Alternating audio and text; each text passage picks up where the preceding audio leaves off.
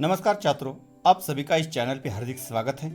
मैं हूं गंगाधर हंडे और आज हम इस वीडियो के माध्यम से सेतु अभ्यासक्रम के अंतर्गत कक्षा 10वीं विषय हिंदी के 38वें दिन का अध्ययन इस वीडियो के माध्यम से करने वाले हैं। जो छात्र इस चैनल पे नए हैं वह चैनल को सब्सक्राइब करना ना भूलें। तो इस 48वें दिन के अध्ययन के माध्यम से क्षेत्र है श्रवण, वाचन, लेखन, मौखिक अभिव्यक्ति। तो 10वीं कक्षा के छात्र में जो अपेक्षित जो कौशल्य है वह है, उनमें पहला जो है वह छात्र अपने विचार लिखित रूप में व्यक्त करेंगे।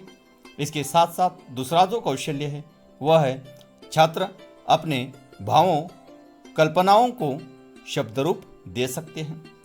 आज के लिए संकल्पना है रचना विभाग कहानी लेखन। तो कहानी किस प्रकार लिखी जाती है, कहानी लिखते वक्त कौन कौन सी सावधानी रखनी चाहिए, कहानी का अंक विभाजन, इस पर मैंने इससे पहले एक वीडियो बनाया था।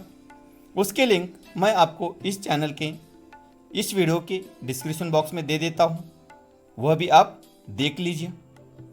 तो आओ पता करें। तो इसमें अध्यापक विद्यार्थियों को उन्होंने सुनी पढ़ी कहानी बताने के लिए कहेंगे। विद्यार्थी कहानियां सुनेंगे। अध्यापक विद्यार्थियों से सुनी कहानियों की विशेषताएं बताएंगे, कहानी के संदर्भ में अधिक जानकारी देंगे। तो बच्चों, कहानी लिखते समय हमें कौन कौन सी बातें ध्यान में रखनी चाहिए, यह सबसे पहले हम देखेंगे। तो कहानी लिखते वक्त सबसे महत्वपूर्ण जो बात है वह कहानी भूतकाल में ही लिखी जाए। तो कहानी जो लिखते हैं हम वह कहानी भूतकाल में लिखनी चाहिए। इसके साथ साथ आवश्यकता अनुसार पात्र संवाद हो। इसके साथ साथ कहानी मुद्दों के अनुसार उसमें क्रमानुसार ही हो। कहानी में मुहावरे, कहावतें आदि का प्रयोग हो जिस कारण कहानी सुशोभित लगे। इसके साथ साथ प्रभावी, रोचक तथा शुद्ध भाषा का प्रयोग कहानी लिखते वक्त करना चाहिए। और सबसे महत्वपूर्ण जो बात है वह कहानी को उचित शीर्षक तथा कहानी से हमें मिलने वाली सीख लिखना आवश्यक है। तो शीर्षक जो है, शीर्षक 2 या 3 शब्दों का ही होना चाहिए। और सीख जो है ये 1, 2 या ज़्यादा से ज़्यादा 3 वाक्य की सीख होनी चाहिए, उससे लंबी सीख नहीं है चलेगी। और अंत में कहानी का उचित समापन हो। कहानी लिखते वक्त शब्द मर्यादा का पालन हमें करना चाहिए। और एक बात मैं आपको बता देता हूँ कि कहानी 2 या 3 परिच्छेद में हमें लिखनी है। एक ही परिच्छेद में कहानी लिखने की गलती हमसे नहीं हो, ये बात ध्यान में रखनी चाहिए। तो आओ सक्षम बने। तो अध्यापक कहानी के मुद्दे देकर उस पर चर्चा करवाएंगे। उस चर्चा द्वारा विद्यार्थी कहानी तैयार करेंगे, कहानी लिखने की कला को अवगत करेंगे। तो यहाँ कुछ मुद्दे दिए हैं, इन मुद्दों के आधार पर हमें कहानी तैयार करनी है। कहानी से जो सीख मिलती है वह हमें लिखनी है और इसके साथ साथ इस कहानी को उचित शीर्षक देना है। तो मुद्दों को हम देखते हैं। 2 मित्र, सागर में तूफान, नौका टूटना, दोनों का एक ही तख्ते का सहारा लेना, तख्ता केवल एक का ही भार संभालने में समर्थ, मेरी माँ का ध्यान रखो। इस सूचना के साथ अविवाहित मित्र का तख्ते को छोड़ देना, दूसरे का बचना, और इससे जो सीख तथा शीर्षक इस कहानी को हमें देना है। तो यह कहानी किस प्रकार लिखनी है, उदाहरण के तौर पर हम देखेंगे। तो कहानी हमें यह जो कहानी है, यह कहानी हमें इस प्रकार लिखनी है। तो उपर्युक्त जो मुद्दे हैं उन मुद्दों के आधार पर जो हमने कहानी बनाई है, उस कहानी के लिए उचित शीर्षक है सच्ची मित्रता। उचित शीर्षक क्या है? सच्ची मित्रता।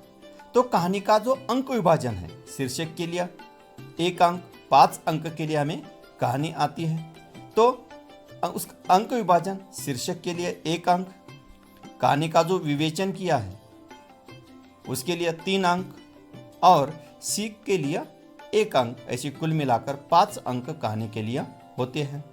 तो ये जो उपर्युक्त मुद्दे हैं, इन मुद्दों के आधार पर जो हमने कहानी लिखी है उसे शीर्षक है सच्ची मित्रता।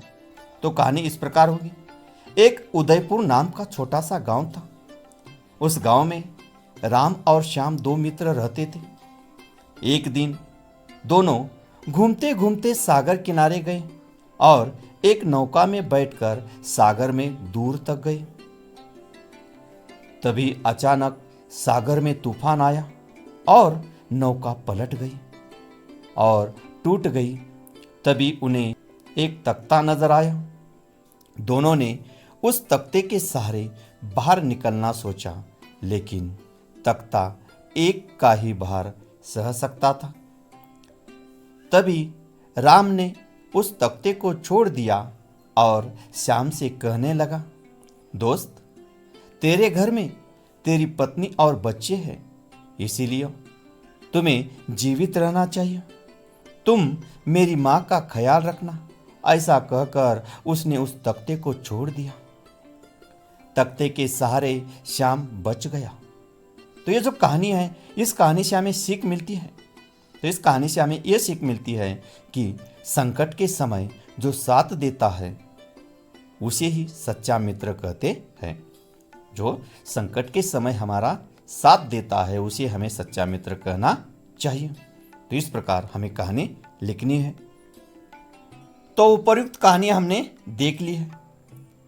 इसके बाद आओ अभ्यास करें। तो अध्यापक कहानी लेखन के विभिन्न मुद्दे देंगे, विद्यार्थियों को कहानी लिखने के लिए कहेंगे। तो यहाँ 2 कहानी के मुद्दे दिए हैं और छात्रों को ये लिखना है। इसमें पहला हम देखेंगे, विवाहवरी आदर्श छात्रा। समारोह में उसे पुरस्कृत किया जाना था। समारोह के दिन स्कूल के लिए निकलना।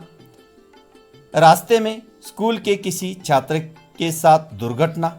समारोह की चिंता किए बिना विवाहवरी द्वारा उसे अस्पताल पहुंचाना। छात्र की जान बचना। विवाहवरी का देरी से स्कूल पहुंचना। प्रधान आचार्य द्वारा डांटना। उसी समय डॉक्टर द्वारा स्कूल में फोन आना। सब पता चलने पर प्रधान आचार्य द्वारा विवाहवरी का गौरव। सही अर्थों में आदर्श छात्रा। और इस कहानी से जो हमें सीख मिलती है वह लिखना है और इसके साथ साथ इस कहानी को उचित शीर्षक देना है। इसके साथ दूसरी जो कहानी है वह है एक गांव। गाडगे बाबा का प्रवेश। अस्वच्छता देख दुख। बाबा का अकेले स्वच्छता अभियान में लगना। रोज आकर स्वच्छता करना। धीरे धीरे लोगों का झाड़ू हाथ में उठाना। रोज 1 घंटा स्वच्छता अभियान में। गांव में स्वच्छता। लोगों को स्वच्छता के महत्व का पता चलना। बाबा दूसरे गांव जाना। लोगों द्वारा स्वच्छता अभियान जारी। और इस कहानी को उचित शीर्षक देना है तथा इस कहानी से हमें जो सीख मिलती है वह हमें लिखना है। तो यह जो 2 कहानियां हैं, 2 में से एक कहानी हम उदाहरण के तौर पर देखेंगे। दूसरी कहानी छात्रों को खुद लिखनी है। तो इसमें दूसरी जो कहानी है वह हम देखेंगे। पहली कहानी छात्रों को लिखनी है। उपर्युक्त जो मुद्दे हैं, इन मुद्दों के आधार पर जो हम कहानी लिखते हैं उस कहानी को शीर्षक है स्वच्छता का महत्व। तो कहानी इस प्रकार हम लिख सकते हैं। एक रामपुर नाम का छोटा सा गांव था। उस गांव में एक दिन गाडगे बाबा महाराज का आगमन हुआ। महाराज ने चारों तरफ फैली गंदगी की तरफ देखा और दुखी हो गए। बाबा अकेले ही अपने हाथ में झाड़ू उठाकर सारी गंदगी साफ करने लगे, लेकिन पहले पहले कोई नहीं आया। बाबा ने अपना यह कार्य निरंतर जारी रखा। धीरे धीरे बाबा का यह कार्य देखकर गांव के लोग भी स्वच्छता करने लगे। गांव वालों को स्वच्छता का महत्व समझ में आया और गांव के लोग यह कार्य निरंतर करने लगे। बाबा को बहुत खुशी हुई और वे अगले गांव चले गए। गांव के लोगों ने अपना यह कार्य निरंतर जारी रखा। तो ये जो कहानी है, इस कहानी से हमें जो सीख मिलती है, उसमें पहली जो सीख है वह है हमें मिलजुल कर कार्य करते रहना चाहिए। पहली सीख समझ में आ गई, तो हमें मिलजुल कर कार्य करते रहना चाहिए। और इसके साथ साथ इसी कहानी से दूसरी जो सीख है वह इस प्रकार है, किसी भी कार्य की शुरुआत खुद से करनी चाहिए। किसी भी कार्य की शुरुआत खुद से करनी चाहिए। तो इस प्रकार यह हम कहानी लिख सकते हैं। दूसरी कहानी छात्रों को खुद लिखनी है। इसके बाद आओ सृजन करें। किसी सुनी हुई कहानी के मुद्दे तैयार कीजिए, उस आधार पर कहानी लेखन कीजिए और अपनी कक्षा में सुनाइए। तो छात्रों को यह कृति खुद करनी है।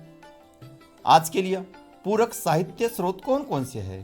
तो कक्षा 8वीं तथा 9वीं में दिए गए कहानी लेखन के स्वाध्याय को अपनी कॉपी में हल कीजिए। तो इस प्रकार आज हमने इस वीडियो के माध्यम से सीतू अभ्यासक्रम के अंतर्गत कक्षा 10वीं विषय हिंदी के 48वें दिन का अध्ययन किया है। ऐसी अलग अलग वीडियो देखने के लिए चैनल को सब्सक्राइब करना ना भूलें। धन्यवाद।